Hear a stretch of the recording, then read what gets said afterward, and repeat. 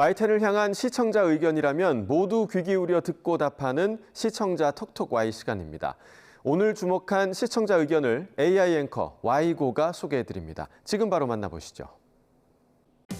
안녕하세요. AI 앵커 Y고입니다. 오늘의 첫 번째 주제는 서울시 법률 지원에 대한 시청자 의견을 들어봤습니다. 자세한 내용 보도 먼저 확인해 보겠습니다.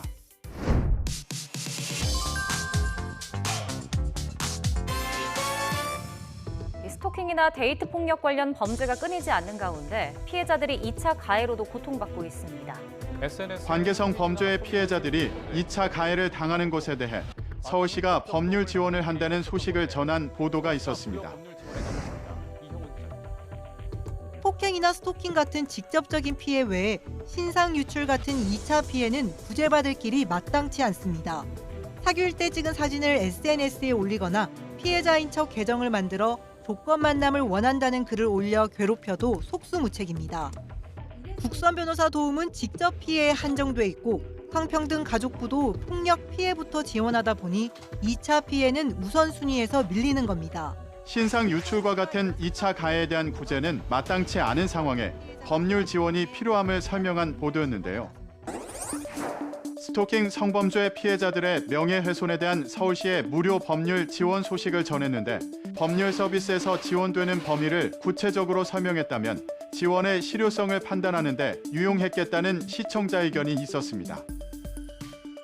시청자 톡톡아에서 서울시의 법률 지원 내용에 대해 구체적으로 알아봤습니다.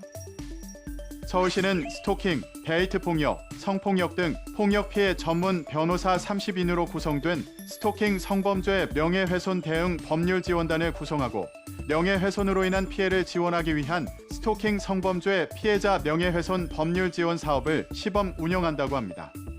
스토킹 성범죄 피해자 명예훼손 대응 법률 지원단은 법률 지원 사업 수행기관인 한국여성변호사회 소속 여성 변호사들인데요. 구체적인 지원을 살펴보면 성폭력, 스토킹 등 폭력 피해 지원기관과 연계해 기관에서 피해자에 대한 지원을 요청하면 전문 변호사가 1대1로 매칭되며 선임된 변호사가 증거 채증, 고소장 작성, 진술 동행 등 수사 지원부터 공판 출석 및 변론, 재판 모니터링 등 소송까지 전 과정 도움을 주는데요. 폭력 피해와 연관된 명예훼손 및 개인정보 유출 피해 사건도 단독으로 지원 가능합니다.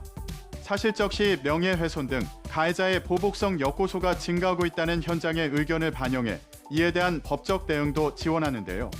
특히 가해자 외 제3자에 의한 명예훼손 및 개인정보 유출 피해와 피해자 조력으로 명예훼손 등 피해를 입은 가족 등 주변인도 법률 지원을 받을 수 있습니다.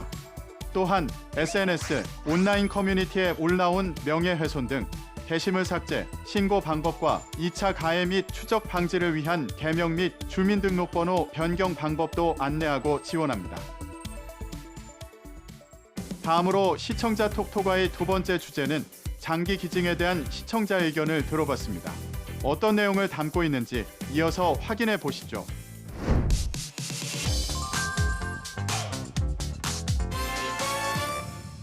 정부가 뇌사자 외에 연명 의료를 중단해 심장사한 경우에도 장기를 기증할 수 있게 하는 방안을 추진합니다.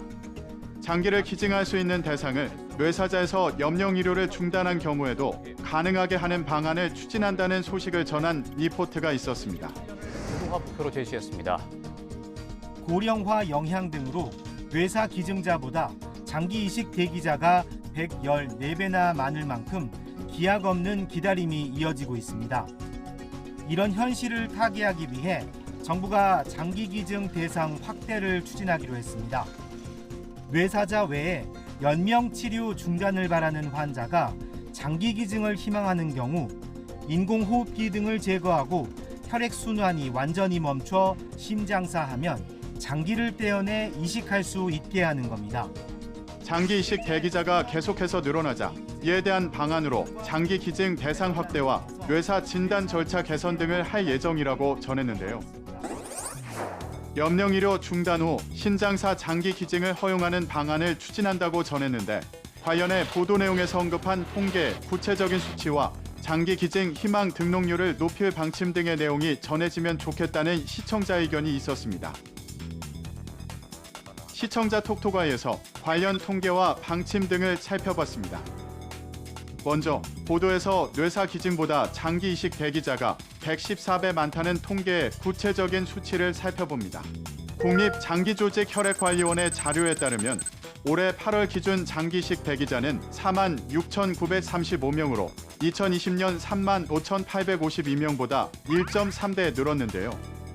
반면 뇌사 장기 기증자는 감소 추세입니다. 2016년 573명이던 기증자는 지난해 397명으로 감소했고 기증 건수도 1,888건에서 1,377건으로 줄었다고 합니다. 다음으로 장기 기증 희망 등록률을 높일 방침으로는 정부가 기증을 활성화하고자 기증 희망 등록 기관을 지난해 기준 462곳에서 2030년 904곳으로 늘립니다. 기존의 보건소, 의료기관 등에 더해 신분증을 발급하는 주민센터, 도로교통공단 등을 등록기관으로 지정하는데요. 또 죽음을 준비하는 단계에서 고려할 수 있는 장기 기증 희망 등록과 염려의료 중단을 한 번에 안내하고 신청 과정도 연계할 계획이라고 합니다. 기증자와 유가족에 대한 사회적 예우도 강화하는데요. 현재 기증 유가족에게 장제비나 의료비를 최대 540만 원 지원하고 있는데 정부는 현금 지원의 합리성을 검토하고 민간 주도의 현물 예우 등 개선 방향을 찾을 계획입니다. 마지막으로 오늘 시청자 톡톡아이 세 번째 주제는 독감 유행주의보에 대한 시청자 의견을 들어봤습니다. 이어지는 내용도 지금 바로 만나보시죠.